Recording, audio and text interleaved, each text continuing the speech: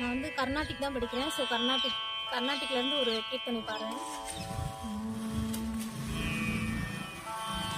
அருள் புரிவாய் கருணை கடலே, அருள் புரிவாய் கருணை கடலே,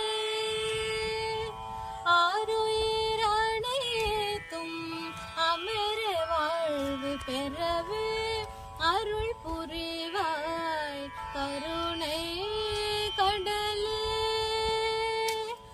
ஆருயிரணைத்தும் அமர வாழ்வு பெறவே அருள் புரி